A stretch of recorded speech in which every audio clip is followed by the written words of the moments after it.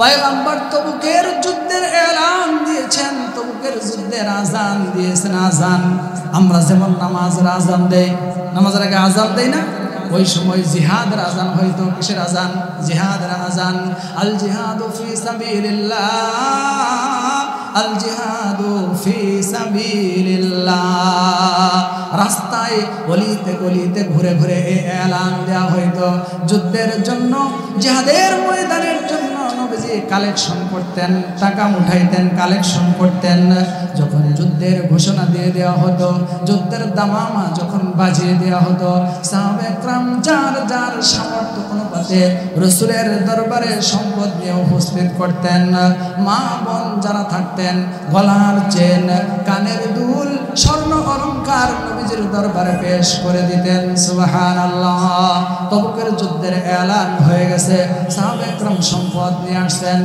উসমান রাদিয়াল্লাহু তাআলা নিয়ে আসছেন তার সম্পদের 4 ভাগের 1 ভাগ। কয় ভাগ জুড়ে বলেন? উসমান 4 ভাগের 1 ভাগ নিয়ে আসছেন। ওমর ইবনুল খাত্তাব 2 ভাগের 1 ভাগ নিয়ে আসছেন, অর্ধেক নিয়ে আসছেন। ওমরের অর্ধেক সম্পদ, অনেক সম্পদ। উসমানের 4 ভাগের 1 ভাগ সম্পদ, অনেক সম্পদ। এবার আবু বকর সিদ্দিক রাদিয়াল্লাহু তাআলা কি করবেন? কতটুকু নিয়ে আসবেন? আবু বকরের তো দ্বীনের জন্য দিতে দিতে নিঃস্ব হয়ে গেছেন, সর্বহারা হয়ে গিয়েছেন, দেওয়ার মতো তার কাছে কিছু নাই। আবু বকর সিদ্দিক রাদিয়াল্লাহু তাআলা তবুকের যুদ্ধের এলান হওয়ার পরে বাসার মধ্যে গেছেন। বাসায় গিয়ে যা পেয়েছেন একটা পুটলা বানাইছেন। পুটলাটা মাথার মধ্যে নিয়ে নবীজির দরবারে আসছেন। সুবহানাল্লাহ। ছেঁড়া ফাটা জামা গায়ে দিয়েছেন, কেউ বলে চট গায়ে দিয়েছে। তার চট পরাটা আল্লাহর দরবারে এতটা পছন্দ হয়েছে, কোন ব্যক্তি বলেন যে আল্লাহর আরশ বহনকারী ফেরেশতারা পর্যন্ত চট পরিধান করেছিল। সুবহানাল্লাহ। তার চট পরাটা মালিকের দরবারে এতটা ভালো লেগেছে, এতটা পছন্দ হয়েছে, নবীজির দরবারে আসছেন। খুব মনোযোগ দিয়ে শুনেন। নবীজি অন্যদিন জিজ্ঞেস করতেন, আবু বকর কি পরিমাণ এনেছ, কতটুকু এনেছ, কতটুকু? ওমরকে জিজ্ঞেস করতেন কি পরিমাণ আনছো, ওসমানকে জিজ্ঞেস করতেন কি পরিমাণ আনছো। কিন্তু আজকে নবীজির প্রশ্নের ধরন পরিবর্তন হয়ে গেছে। সুবহানাল্লাহ। প্রশ্নের ধরন পাল্টে গেছে। কি প্রশ্ন? এবার নবীজি জিজ্ঞেস করে, আবু বকর তুমি কতটুকু বাড়িতে রেখে এসেছ? সুবহানাল্লাহ। আগে জিজ্ঞেস করছেন নিয়ে আসছো কতটুকু, এখন জিজ্ঞেস করে বাড়িতে রেখে আসছো কতটুকু। ওমর ইবনুল খাত্তাব যখন তার সম্পদের অর্ধেক নিয়ে আসতেছিলেন, মনে মনে ভাবতেছিলেন আজকে আমি 1 নম্বর হয়ে যাব। সুবহানাল্লাহ। আজকে আমি 1 নম্বর হব, কারণ আবু বকরের দেওয়ার মতো কিছু নাই, সব দিয়ে দিছেন। কিন্তু আবু বকরকে যখন পয়গম্বর জিজ্ঞেস করেছে রেখে এসেছো কতটুকু, ওমর মনে মনে কয় আজকেও আমি 1 নম্বর হইতে পারবো না, কারণ আবু বকর আলহামদুলিল্লাহ। সকলে বলি আলহামদুলিল্লাহ। আমরা এলোমেলো না হয়ে চুপ করে বসি। তো এই হলো সূরা আসরের অবস্থা। আল্লাহ পাক রব্বুল আলামিন পবিত্র কোরআন শরীফে যতগুলো সূরা, যতগুলো আয়াত নাজিল করেছেন তার একটা কারণ আছে। কোনো একটা ঘটনা, কোনো একটা অবস্থার প্রেক্ষিতে আল্লাহ তাআলা কি নাজিল করেন? সূরা অথবা আয়াত নাজিল করেন। আল্লাহ তাআলা এই সূরা আসর কেন নাজিল করলেন? সূরা আসরটা আল্লাহ তাআলা কি কারণে নাজিল করেছেন এবং কার জন্য নাজিল করেছেন? যার জন্য নাজিল করেছেন আমরা সবাই তাকে চিনি এবং জানি, তার নাম আমাদের সকলের জানা আছে। তিনি হলেন হযরত আবু বকর সিদ্দিক রাদিয়াল্লাহু তাআলা আনহু। বলি সুবহানাল্লাহ। পৃথিবীর ভিতরে নবীর পরে কিয়ামত পর্যন্ত যত মানুষ আসবে, সমস্ত মানুষের মাঝে সবচাইতে শ্রেষ্ঠ ব্যক্তি যিনি, তার নাম হলো আবু বকর সিদ্দিক রাদিয়াল্লাহু তাআলা আনহু। সুবহানাল্লাহ বলি। রাসূল করিম সাল্লাল্লাহু আলাইহি ওয়াসাল্লাম এক হাদিসের মধ্যে বলেন, এই পৃথিবীতে যত মানুষ আমার উপকার করছে, আমার খেদমত করছে, অর্থ দিয়ে, বুদ্ধি দিয়ে, পরামর্শ দিয়ে, সকলের ঋণ আমি পরিশোধ করে দিয়েছি। সুবহানাল্লাহ বলেন। কিন্তু একজন ব্যক্তি এমন যার ঋণ আমি নবী পরিশোধ করতে পারবো না, কিয়ামতের ময়দানে স্বয়ং আল্লাহ তার ঋণ পরিশোধ করে দিবেন। সুবহানাল্লাহ। চারটেখানি কথা এটা। নবীজি যার ব্যাপারে বলেছেন যে আমি তার ঋণ পরিশোধ করতে পারবো না, এমন কিন্তু কিছু মানুষ আমাদেরও আছে। যেমন আমাদের মায়ের ঋণ আমরা কেউ পরিশোধ করতে পারবো না। পারবো ভাই? আমাদের বাবার ঋণ আমরা পরিশোধ করতে পারবো? কিয়ামত পর্যন্ত সম্ভব নয়। রাসূল আবু বকরের বেলায় বলেন যে তার ঋণ আমি পরিশোধ করতে পারবো না। তাইলে তার অবদানটা কেমন ছিল নবীর জন্য, দ্বীনের জন্য কেমন ছিল, সেই অবদানকে সামনে রেখেই আল্লাহ তাআলা সূরা আসর নবীজির উপরে নাজিল করেছেন। বলেন সুবহানাল্লাহ। আপনারা জানেন আবু বকর সিদ্দিক রাদিয়াল্লাহু তাআলা মক্কার ভিতরে সবচাইতে বড় ব্যবসায়ী এবং ধনী মানুষ ছিলেন। মক্কার ভিতরে তার থেকে বড় ব্যবসায়ী মক্কার মধ্যে কেউ ছিল না। কিন্তু তার শেষ অবস্থা কি ছিল? এই যে চট বিছায় আমরা বসছি, এই চট তিনি পরিধান করছিলেন। সমস্ত অর্থ রসুলের জন্য, দ্বীনের জন্য দান করে দিয়ে। সুবহানাল্লাহ বলেন।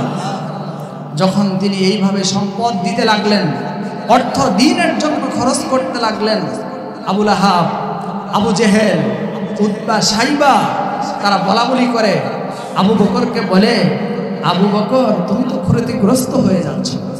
তুমি কি হয়ে যাচ্ছ? ক্ষতিগ্রস্ত হয়ে যাচ্ছ। তুমি ফকির হয়ে যাইতেছ, গরিব হয়ে যাইতেছ। এমন করে মুহাম্মদের জন্য অর্থ বিলিয়ে দেওয়ার কি কোনো প্রয়োজন আছে? এইভাবে তারা তাকে টিকা টিপ্পনি করে, ঠাট্টা বিদ্রুপ করে এবং নিজেরা পরস্পর বলাবলি করে। কথা কি আমার বুঝতেছেন? হ্যাঁ। আবু বকর সিদ্দিক রাদিয়াল্লাহু তাআলা আনহু যখন এই কথা শুনলেন, তখন নবীর দরবারে আসলেন। নবীজির কাছে এসে বলেন, পয়গম্বর বিশ্বনবী মুহাম্মদুর রাসূলুল্লাহ সাল্লাল্লাহু আলাইহি ওয়াসাল্লাম, আমি আপনার দ্বীন গ্রহণ করেছি, ইসলাম ধর্ম গ্রহণ করেছি। আমি আপনাকে বিশ্বাস করি, এক আল্লাহর উপরে আমি ঈমান এনেছি। দ্বীন কায়েমের জন্য, দ্বীনের জন্য, ইসলামের জন্য, আপনার জন্য আমার অর্থ সম্পদ, পরিবার পরিজন, এমনকি নিজের জীবন কুরবান করে দিতেও আমি প্রস্তুত রয়েছি। সুবহানাল্লাহ বলেন। এদিকে মনোযোগ দেন। ওদিকে কিছু হলে ওটা সমাধান করার লোক আছে, আপনারা আমার দিকে তাকান। আবু বকর সিদ্দিক রাদিয়াল্লাহু তাআলা আনহু বিশ্বনবী মুহাম্মদুর রাসূলুল্লাহ সাল্লাল্লাহু আলাইহি ওয়াসাল্লামকে যখন এই কথা বললেন, আবু লাহাব, আবু জেহেল আমাকে বলে ক্ষতিগ্রস্ত, আমি নাকি ক্ষতিগ্রস্ত হয়ে যাচ্ছি। অর্থ সম্পদ দ্বীনের জন্য ব্যয় করে দেওয়ার কারণে, বিলীন করে দেওয়ার কারণে মক্কার লোকেরা আমাকে বলে ক্ষতিগ্রস্ত। এবার আপনি আমাকে বলে দেন, আমি কি সত্যি সত্যি ক্ষতিগ্রস্ত হয়ে যাচ্ছি, নাকি আমার জন্য কোনো সুসংবাদ এবং সফলতার ঘোষণা রয়েছে? সুবহানাল্লাহ বলেন। আল্লাহর নবী, বিশ্ব নবী মুহাম্মদুর রাসূলুল্লাহ সাল্লাল্লাহু আলাইহি ওয়াসাল্লাম কোনো বিষয়ে ততক্ষণ পর্যন্ত কোনো কথা বলতেন না, সমাধান দিতেন না, যতক্ষণ পর্যন্ত পয়গম্বরের কাছে জিব্রাইলের আগমন না ঘটত। জিব্রাইল ততক্ষণ পর্যন্ত কোনো কথা বলতেন না, যতক্ষণ পর্যন্ত আল্লাহর পক্ষ থেকে কোনো অর্ডার না হইতো। সুবহানাল্লাহ। মুহূর্তের মধ্যে জিব্রাইলের আগমন হইল। আল্লাহ পাক রব্বুল আলামিন সূরা আসরটা আমার নবী, বিশ্ব নবী মুহাম্মদুর রাসূলুল্লাহ সাল্লাল্লাহু আলাইহি ওয়াসাল্লামের উপরে নাজিল করে দিলেন। সুবহানাল্লাহ বলেন। নাজিল করে দিয়ে আল্লাহ জানায় দিলেন, ওয়াল আসরি ইন্নাল ইনসানা লাফি খুসর ইল্লাল্লাযীনা আমানু ওয়া আমিলুস সালিহাতি ওয়া তাওয়াসাউ বিল হাক্কি ওয়া তাওয়াসাউ বিস সাবর পয়গম্বর আপনি আবু বকরকে জানায় দেন, আবু বকর ওয়াল আসর, আসরের কসম, কালের কসম, যুগের কসম, সময়ের কসম দিয়ে আপনি আবু বকরকে বলে দেন, আবু বকর ইন্নাল ইনসানা লাফি খুসর। সুবহানাল্লাহ বলেন। ও আবু বকর, পৃথিবীর সমস্ত মানুষ ক্ষতিগ্রস্ত, পৃথিবীর সমস্ত মানুষ ক্ষতিগ্রস্ত, সমস্ত মানুষ বিপদের মধ্যে আছে, সমস্ত মানুষগুলো ধ্বংসের মধ্যে আছে। শুধুমাত্র 4টা গুণ যাদের মধ্যে আছে তারাই কেবল ক্ষতিগ্রস্ত নয়। সুবহানাল্লাহ।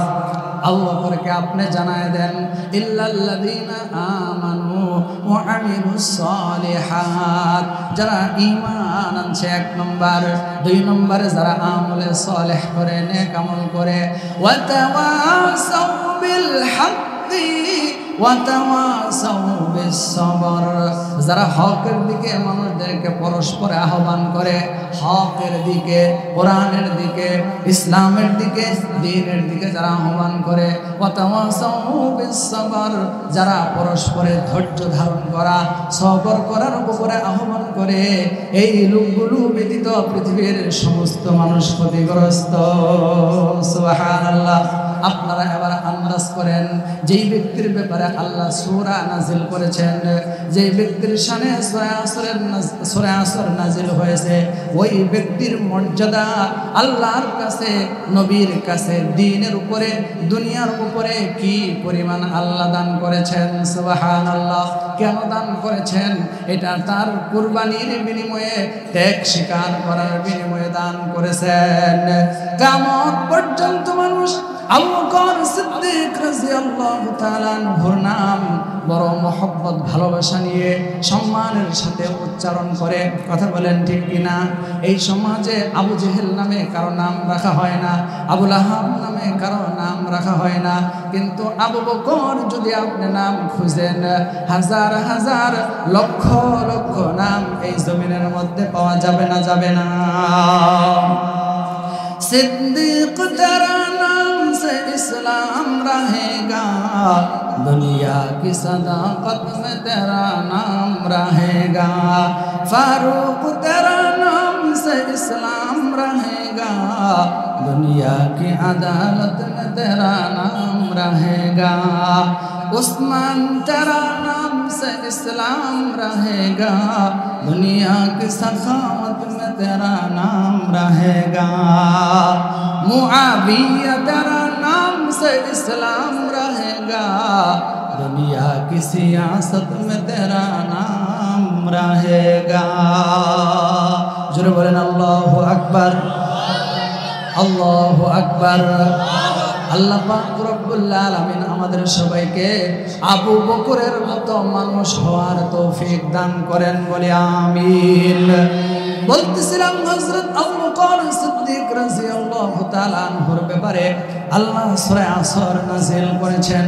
আবু বকরের জীবনী যদি আমরা পড়ি, আবু বকর সিদ্দিক রাদিয়াল্লাহু তাআলা আনহু সম্পর্কে যদি আমরা আলোচনা করি, তাইলে রাতের পর রাত চলতে থাকবে, ঘন্টার পরে ঘন্টা চলতে থাকবে, আমরা আলোচনা করে শেষ করতে পারবো না। বিশ্বনবী মুহাম্মদুর রাসূলুল্লাহ সাল্লাল্লাহু আলাইহি ওয়াসাল্লাম একদিন বয়ান করতেছেন, নসিহত করতেছেন, উপদেশ দিতেছেন। দেওয়ার সময় তিনি বলেন, এই জমিনে আল্লাহ তার এক বান্দাকে, এই জমিনে আল্লাহ তার এক বান্দাকে অনেক মর্যাদা দান করেছেন, অনেক সম্মান দান করেছেন, অনেক নিয়ামত দান করেছেন, অনেক ইজ্জত দান করেছেন। আল্লাহ পাক রব্বুল আলামিন তারে স্বাধীনতা দিয়েছেন, এখতিয়ার দিয়েছেন। সে যদি দুনিয়াতে থাকতে চায় তাইলে কিয়ামত পর্যন্ত থাকতে পারবে, আর যদি সে তার মালিকের সাথে সাক্ষাৎ করতে চায় সাক্ষাৎ করতে পারবে। স্বাধীনতা আছে। আমার কথা বুঝতেছেন নি আপনারা? আমাদের কি স্বাধীনতা আছে দুনিয়াতে থাকার? দুনিয়াতে থাকার স্বাধীনতা আমাদের কারো জন্য নাই, নির্দিষ্ট একটা টাইম আমাদের জন্য দেওয়া হয়েছে। হুজুর বলছেন ইন্না আজালাল্লাহি ইযা জাআ লা ইউআখার, নির্দিষ্ট একটা সময় আমাদের জন্য বেঁধে দেওয়া হয়েছে।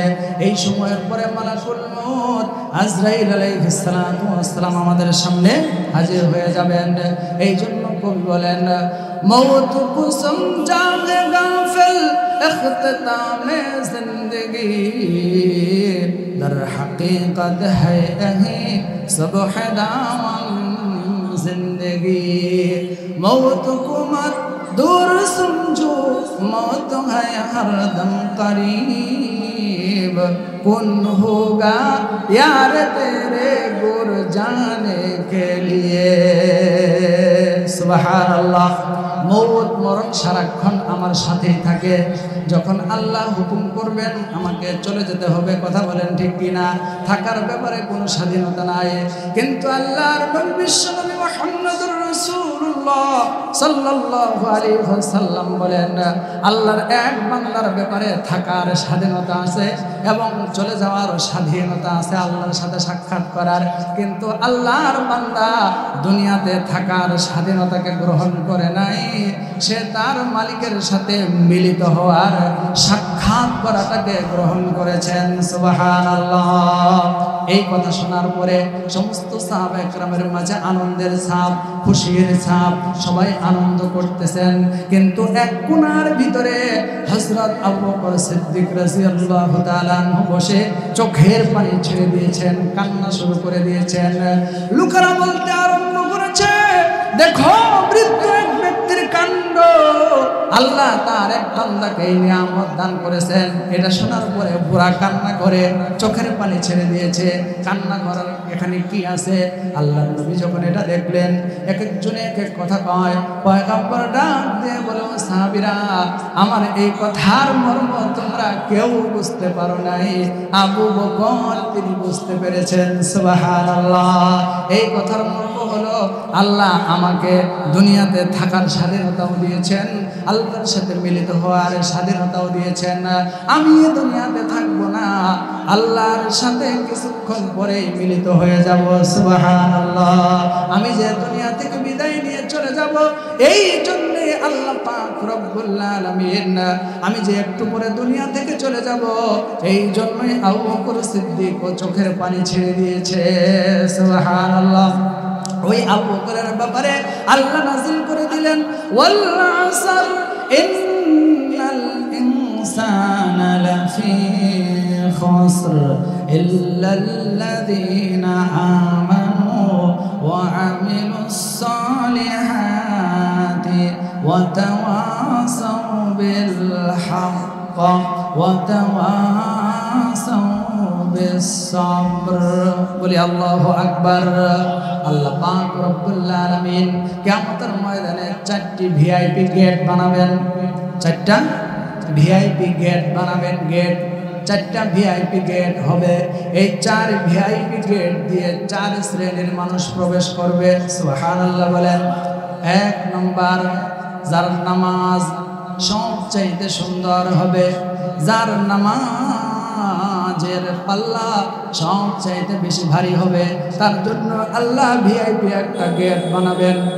ওই গেট দিয়ে শুধুমাত্র নামাজিরাই প্রবেশ করবে। সুবহানাল্লাহ বলেন। নামাজি ছাড়া বেনামাজি ওই গেট দিয়ে প্রবেশ করতে পারবে না।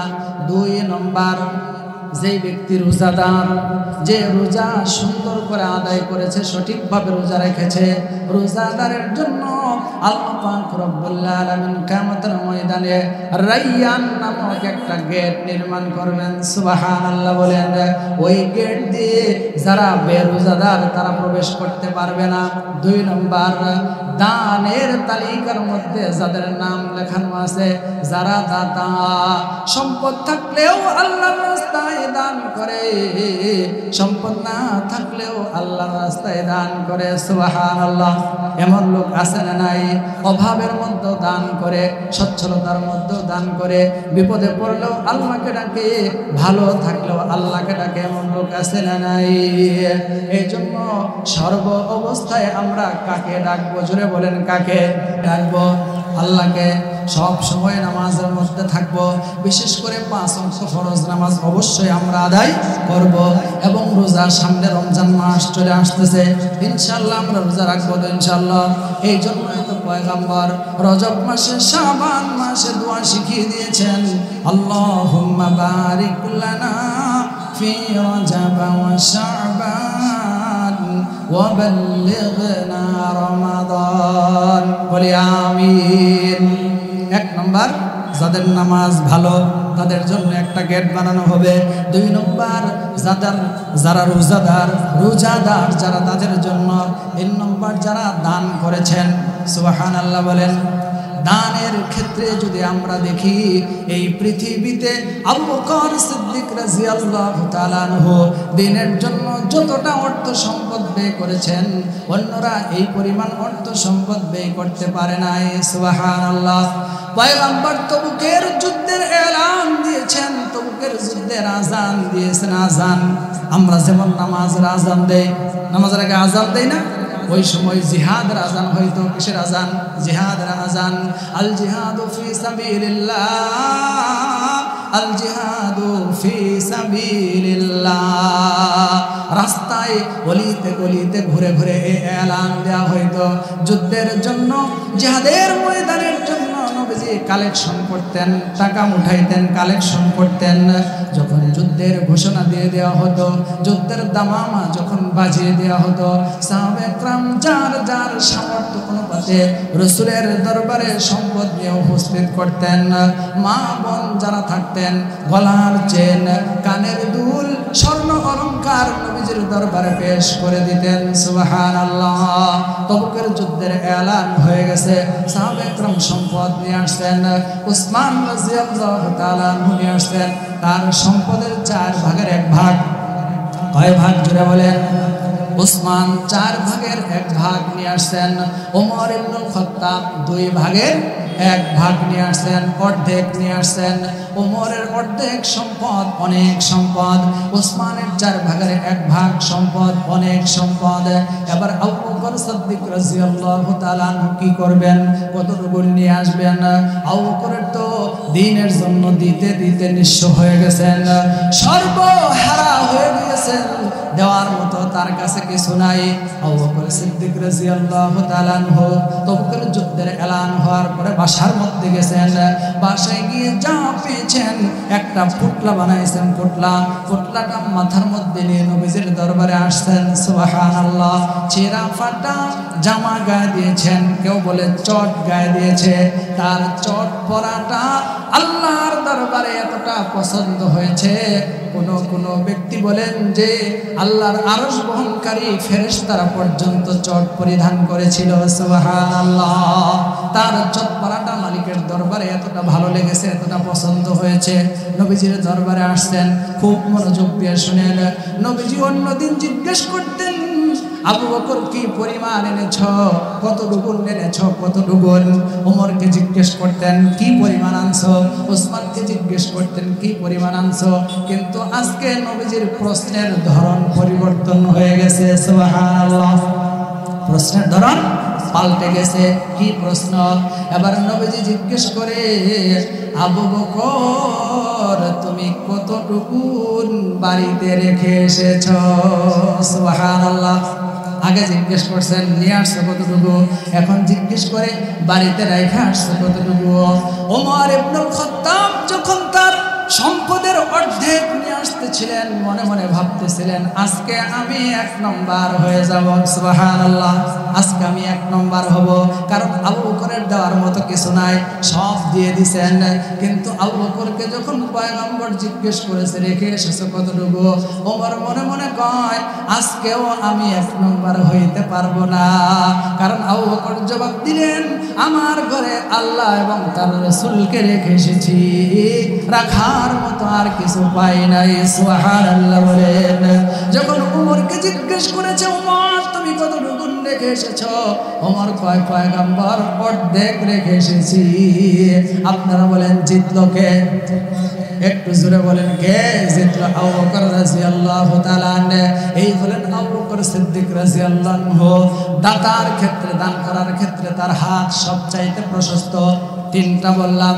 4 নম্বর জিহাদের ময়দানে অবস্থান যে করেছে, মুজাহিদ যে হয়েছে, যোদ্ধা আল্লাহর দিন আল্লাহর জমিনে কায়েম করার জন্য, আল্লাহর দিন আল্লাহর জমিনে কায়েম করার জন্য যারা জিহাদের ময়দানে অংশগ্রহণ করেছে, কিয়ামতের ময়দানে আল্লাহ পাক রব্বুল আলামিন তাদের জন্য ভিআইপি একটা গেট নির্মাণ করবেন। সুবহানাল্লাহ। গেট কয়টা হলো? 4টা। পয়গম্বর বলেন এই গেট থেকে এই লোকগুলোকে আহলান সাহলান মারহাবা বলা হবে। আবু বকর সিদ্দিক রাদিয়াল্লাহু তাআলা আনহু ডাক দিয়ে বলে, পয়গম্বর আমি একটু জানতে চাই এমন কেউ কি আছে যাকে জান্নাতের 8টা গেট থেকে 8টা দরজা থেকে আহ্বান করা হবে? সুবহানাল্লাহ। পয়গম্বর বলেন হ্যাঁ আবু বকর, কিয়ামতের ময়দানে কাউকে যদি জান্নাতের 8টা গেট দিয়ে আহ্বান করা হয় সেটা আর কেউ নয়, তুমি আবু বকর সিদ্দিক রাদিয়াল্লাহু তাআলা। জোরে বলেন না সুবহানাল্লাহ। ওই আবু বকরকে কিয়ামতের ময়দানে জান্নাতের 8টা গেট দিয়ে আহ্বান করা হবে। সে আবু বকরের ব্যাপারে আল্লাহ নাযিল করলেন কোন সূরা? একটু জোরে বলেন কোন সূরা? মাশাআল্লাহ, আলহামদুলিল্লাহ। ইতিমধ্যে আমাদের মাঝে আমাদের প্রধান বক্তা এসে উপস্থিত হয়েছেন, বলি আলহামদুলিল্লাহ। একটা তাকবীর দেন, নারায়ে তাকবীর। প্রধান বক্তার আগমন। আজকের মাহফিল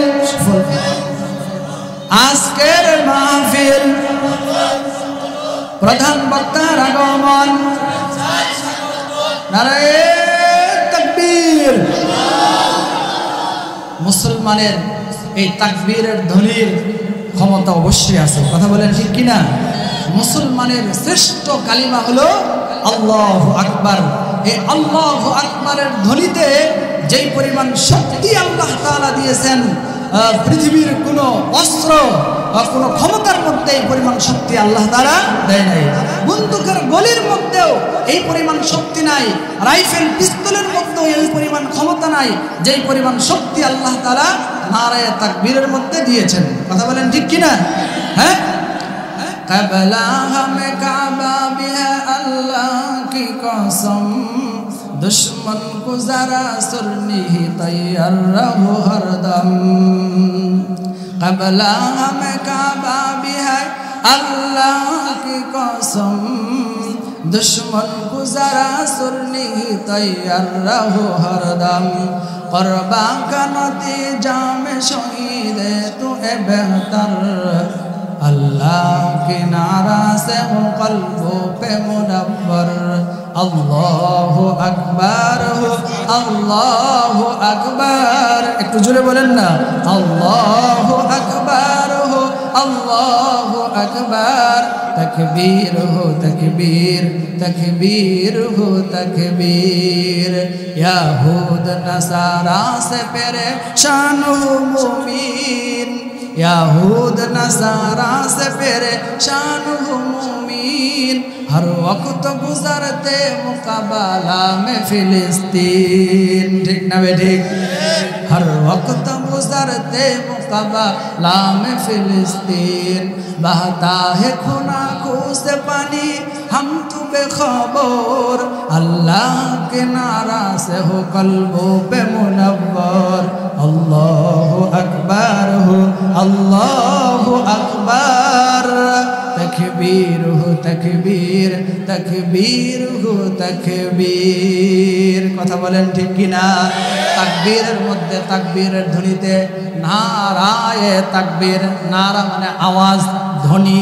তাকবীর মানে তাকবীরের ধ্বনি। মুসলমান যখন তাকবীরের ধ্বনি দিবে, কাফের মুশরিক বেঈমানরা অবশ্যই লেজ গুটিয়ে পালাইতে বাধ্য হবে। কথা বলেন ঠিক কিনা? কিন্তু আজকে মুসলমান তো তাকবীর ভুলে গিয়েছে, মুসলমান আল্লাহকে ভুলে গিয়েছে, মুসলমান কোরআনকে পিছনে রাখতেছে, দ্বীনকে পিছনে রাখতেছে, উলামায়ে কেরামকে সামনে রাখতে চায় না। এই জন্য আজকে মুসলমানের দুরবস্থা। আজকে পৃথিবীর প্রান্তে প্রান্তে মুসলমানরা নির্যাতিত, নিপীড়িত, শুধুমাত্র আল্লাহকে পিছনে রাখার কারণে এবং আল্লাহকে ভুলে যাওয়ার কারণে। কথা বলেন ঠিক না বেঠিক? মুসলমান আজকে আল্লাহরে ভয় করে না, ক্ষমতারে ভয় করে। মুসলমান আজকে আল্লাহকে ভয় করে না, এরকম নেতাকে ভয় করে। কথা বলেন ঠিক না বেঠিক? প্রশাসনকে ভয় করে, জালেমকে ভয় করে, কিন্তু মুসলমান আল্লাহকে ভয় করে না। কথা বলেন ঠিক কিনা? কিন্তু মুসলমান তো এই পৃথিবীতে একমাত্র যাকে ভয় করবে তিনি হলেন আল্লাহ। কে? জোরে আওয়াজ দিয়ে বলেন কে? আমরা কাকে ভয় করব? যখন মুসলমানের অন্তরের মধ্যে আল্লাহর ভয় থাকবে, পৃথিবীর কোনো ভয় মুসলমানকে দুর্বল করতে পারবে না। কথা বলেন ঠিক না বেঠিক? আল্লাহু রাব্বুনা মুহাম্মাদ নাবিয়ুনা নাহনু মুতিউহুমা নাহনু কুল্লুন হিজবুল্লাহ লা নাখাফু ইল্লাল্লাহ ওয়াতাসিম বিহাবলিল্লাহ মুজাহিদ ফি দীনিল্লাহ আল জিহাদ সাবিলুনা আল জিহাদ সাবিলুনা ইলাওয়াদ্দিন কসদুনা আল্লাহু রাব্বুনা। বলেন না সবাই? আল্লাহু রাব্বুনা মুহাম্মাদ নাবিয়ুনা নাহনু মুতিউহুমা নাহনু কুল্লুন হিজবুল্লাহ লা নাখাফু আমেরিকা ওয়ালা নাখাফু রাশিয়া। কথা বলেন ঠিক কিনা? লা নাখাফু আমেরিকা ওয়ালা নাখাফু রাশিয়া লা নাখাফু ইসরাইল ওয়ালা নাখাফু ইন্ডিয়া ইলাওয়াদ্দিন কসদুনা আল্লাহু রাব্বুনা মুহাম্মাদ নাবিয়ুনা নাহনু মুতিউহুমা নাহনু কুল্লুন হিজবুল্লাহ। বলে আল্লাহু আকবার। আমরা শুনতেছিলাম হযরত আবু বকর সিদ্দিক রাদিয়াল্লাহু তাআলা আনহুর ঘটনা। মনে আছে আমরা কিয়ামতের ময়দানে আল্লাহ পাক রব্বুল আলামিন 8 দরজা দিয়ে যাকে আহ্বান করবেন তিনি হলেন হযরত আবু বকর সিদ্দিক রাদিয়াল্লাহু তাআলা। আপনারা বলেন মানুষ কয়জন? একজন। দরজা কয়টা? একজন মানুষ কি 8 দরজা দিয়ে প্রবেশ করবে? করতে পারবে? পারবে না। তাইলে কেন বলা হলো? এটা বলা হলো এটা তার সম্মান। এটা তার কি বলেন? সম্মান। যেমন আমরা অনেক সময় বলি ভাই আপনার জন্য সব সময় আমার দরজা খোলা।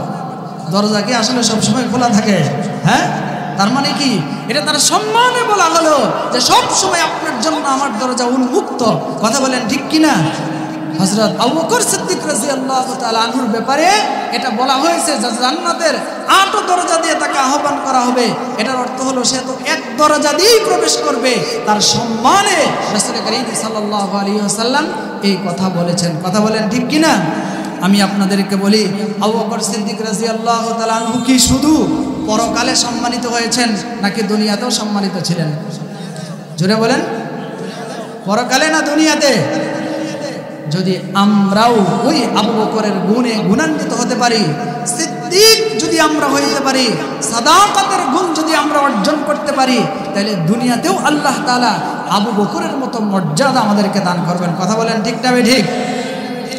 হযরত আবু বকর সিদ্দিক রাদিয়াল্লাহু তাআলা আনহু 2 বছর খলিফা ছিলেন। কয় বছর? 2 বছর তিনি খেলাফতের কয়েক মাস বেশি দায়িত্ব পালন করেছেন।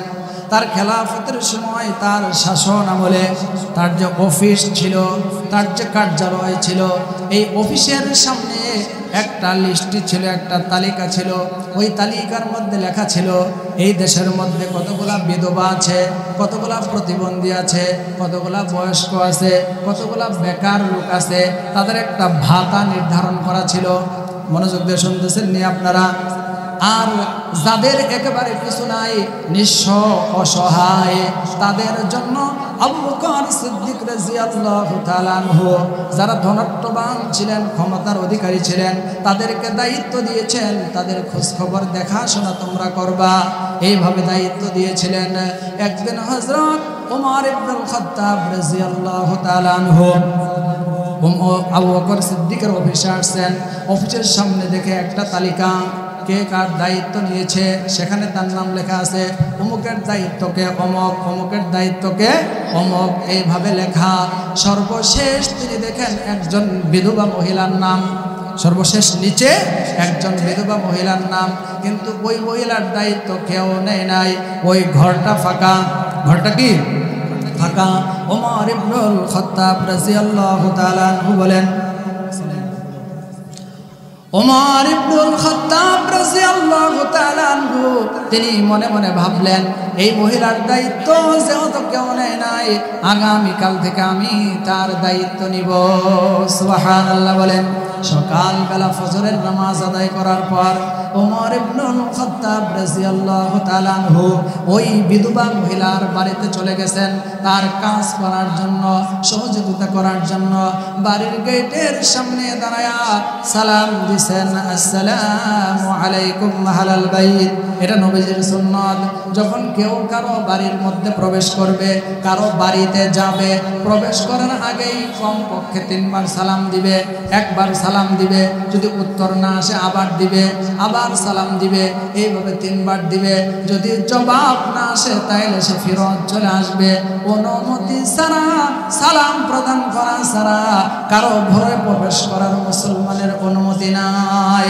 আপনারা বলেন এই সুন্নতের উপরে কি আমাদের আমল আসেনি? আমল নাই। হ্যাঁ, ভাবির ঘরে ঢুকবো, আবার অনুমতি লাগবে নি? কার ঘরে ঢুকবো? ভাবির ঘরে ঢুকবে, এটার জন্য কি আমার অনুমতি লাগবে? আর এটা তো আমার চাষেই লাগে, আমার খালা লাগে, এটা না আমার ভাই, এটা আমাদের বাড়ির লোকেই থাকে, এখানে ঢুকতে কি আবার অনুমতির প্রয়োজন হয় নাকি? ইসলাম এটা আপনাকে অনুমতি দেয় না। শুধু তাই নয়, সন্তান বাবার ঘরে অনুমতি ছাড়া প্রবেশ করার অনুমতি নেই। কার ঘরে? মিন ক্বাবলি সালাতিল ফজরি ওয়া হিনা তাদউনা সিয়াবাকুম মিনাজ যাহিরাতি ওয়া মিন বা'দি সালাতিল ইশা। মনে রাখবেন 3টা সময়। কয়টা সময়? 3 সময় যদি সন্তান মার ঘরেও প্রবেশ করে, বাবার ঘরেও প্রবেশ করে, অনুমতি লাগবে। অনুমতি ছাড়া প্রবেশ করতে পারবে না। কয় সময়? জোরে আওয়াজ দিয়ে বলেন, কয় সময়? 3 সময়। মিন ক্বাবলি সালাতিল ফজর, ফজরের নামাজের আগে বাবার ঘরে সন্তানের প্রবেশের অনুমতি নাই। মার ঘরে ফজরের নামাজের আগে প্রবেশের অনুমতি নাই। কোন সময়? ফজরের আগে। আরেকটা হলো জোহরের নামাজের পর, আরেকটা হলো এশারের নামাজের পর। কেন কেন কেন?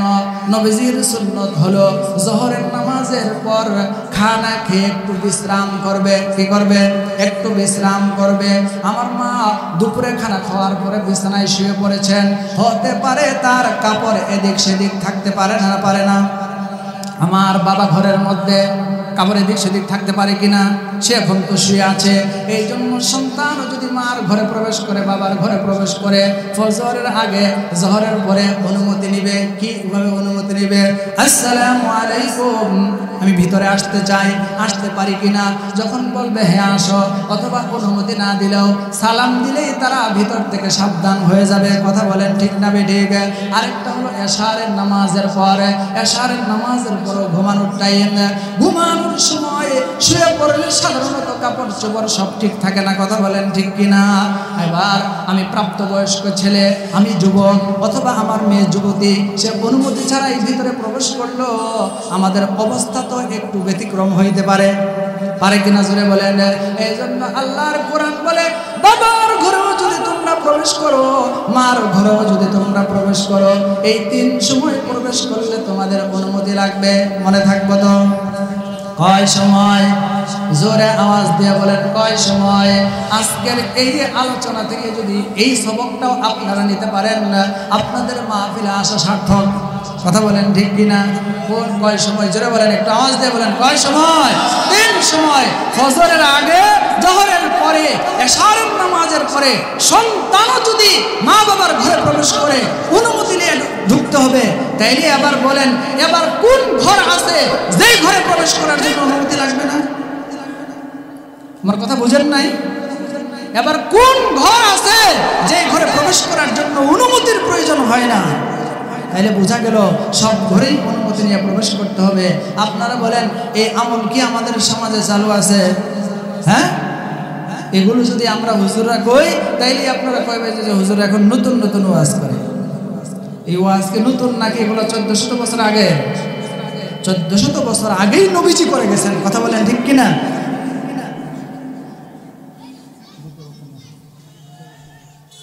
বলতেছিলাম হযরত ওমর ইবনুল খাত্তাব রাদিয়াল্লাহু তাআলা আনহু মনে আসেনি আপনাদের? কি বলেন তো?